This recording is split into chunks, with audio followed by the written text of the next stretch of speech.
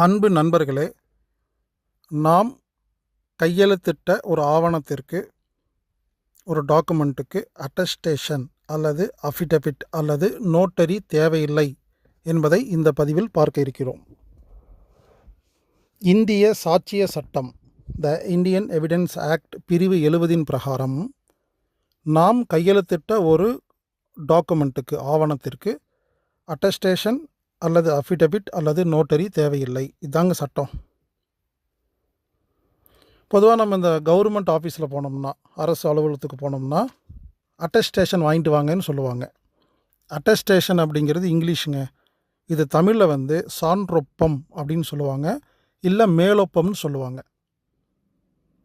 அடுத்தது கோர்ட்டு பக்கம் போனீங்கன்னா அஃபிடவிட் வாங்கிட்டு வாங்கன்னு சொல்லுவாங்க. அஃபிடவிட் அப்படின்னா தமிழில் உறுதிமொழி ஆவணம்னு பேருங்க. இல்லைனா நோட்ரி வாங்கிட்டு வாங்கன்னு சொல்லுவாங்க. நோட்ரிங்கிறதுக்கு தமிழில் சத்திய பிரமாண வாக்குமூலம், ஸ்வான் அஃபிடவிட்னு பேருங்க. இது எதுவாக இருந்தாலும் நல்லா கவனிங்க.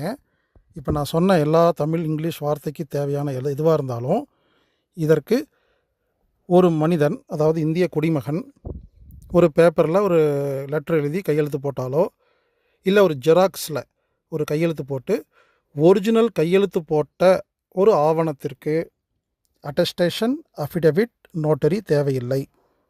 இதைத்தான் 1872 அமலுக்கு வந்த இந்திய சாட்சியம் சட்டம் சொல்லுதுங்க. 142 வருஷமாக இந்த சட்டம் இருக்குது. ஆனால் யாருக்கும் தெரில. த இந்தியன் எவிடன்ஸ் ஆக்ட் 70 பிரிவு 70 படி இந்த சட்டம் இருக்குது. இதை தெரிஞ்சு வச்சுக்கிட்டிங்கன்னா உங்களுக்கு பல இடங்களில் உதவியாக இருக்கும், நேரம் மிச்சமாகும். ஒரு ஜெராக்ஸில் கையெழுத்து போட்டு கொடுத்தா என்ன பண்ணணும்? உண்மை நகல் அப்படின்னு எழுதி கையெழுத்து போட்டு கொடுத்தா போதும். இந்த பேப்பருக்கு எந்த ஒரு அரசு அதிகாரியோ இல்லை கோர்ட்லேயோ இந்த அட்டஸ்டேஷன், அஃபிடவிட், நோட்ரி வாங்கிட்டு வான்னு சொல்லக்கூடாது சட்ட பிரகாரம். இது சம்மந்தமாக உங்களுக்கு ப்ரூஃப் வேணும்னா 2017 டிசம்பர் 31 த ஹிந்து பேப்பரில் வந்த ஒரு ஆர்டிக்கல் உங்களுக்கு இப்போ நான் காமிக்கிறேங்க, பார்த்துக்குங்க.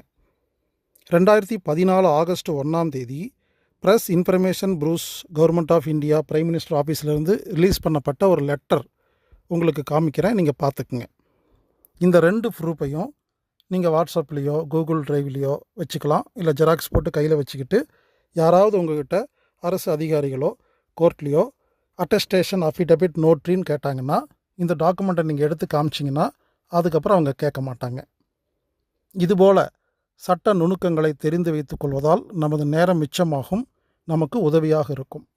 நண்பர்களே, மேலும் விவரங்களுக்கு நீதியை தேடி .org அப்படிங்கிற இணையதளத்தை பாருங்கள். NEETHIYAITHEDY.org. எனது அலுவலக எண் 9944221007. இந்த ஊரடங்கில் நான் 9 கட்டுரை எழுதியிருக்கிறேன். அது உங்களுக்கு வேணும்னா onestone9mango@gmail.comக்கு ஒரு மெயில் அனுப்பிச்சிங்கன்னா அது ஆட்டோமேட்டிக்காக வரும். ப்ளீஸ் தயவுசெய்து முழுமையாக படிங்க. நன்கொடை கொடுக்க விருப்பம் இருக்கிறவங்க 8870666966 அப்படிங்கிற எண்ணுக்கு ஜிபே மூலிமா நன்கொடை கொடுக்கலாம். அம்மி இயற்கை அங்காடியில் பொருட்கள் வேணும்னா ஆன்லைன் மூலிமா நீங்கள் வாங்கிக்கலாம். AAMMII.com அம்மி.com. கொரியர் மூலமாக வேணும்னா 9500655548 அப்படிங்கிற எண்ணுக்கு தொடர்பு கொண்டு கொரியர் மூலிமா நீங்கள் வாங்கிக்கலாம். யூடியூப் சேனல் ஹீலர் பாஸ்கர்னு இருக்குதுங்க, அதை சப்ஸ்கிரைப் பண்ணுங்கள், பெல் பட்டன் அனுப்புங்க. அப்போ என்னாகும்? ஆட்டோமேட்டிக்காக புது புது அப்டேட்ஸ் உங்களுக்கு வந்துக்கிட்டே இருக்கும். டெலிகிராம்னு ஒரு ஆப்ஸ் இருக்குங்க, அதில் போய் சர்ச்சில் போய் @IM ஹீலர் பாஸ்கர், ஏடி கிடையாதுங்க, ஏ போட்டு சுழிச்சது, @IM ஹீலர் பாஸ்கர்னு டைப் பண்ணிங்கன்னா ஒரு சேனல் வரும். இதை ஜாயின் பண்ணிக்கோங்க. இதில் 100கணக்கான கட்டுரை எழுதியிருக்கிறேன். www.anatomictherapy.org அப்படிங்கிற வெப்சைட்டை அடிக்கடி பாருங்கள். நேரடியாக எங்கிட்ட ஏதாவது சந்தேகம் கேட்கணுன்னா healerbaskar@gmail.comக்கு உங்கள் சந்தேகத்தை அனுப்புங்க. நான் உங்களுக்கு நேரடியாக பதில் சொல்ல காத்திருக்கிறேன். இந்த உலகம் வெற்றி கொள்ள வேண்டும் என்றால் ஒற்றுமையாக இருக்க வேண்டும், கூட்டு பிரார்த்தனை செய்ய வேண்டும், சுயசார்பு வாழ்க்கை வாழ வேண்டும், மேலதிகாரி சொல்லும் நல்ல விஷயத்தை மட்டும் செய்ய வேண்டும், கெட்ட விஷயத்தை செய்யக்கூடாது, அவரையும் செய்ய விடக்கூடாது. இப்படிக்கு ஹீலர் பாஸ்கர்.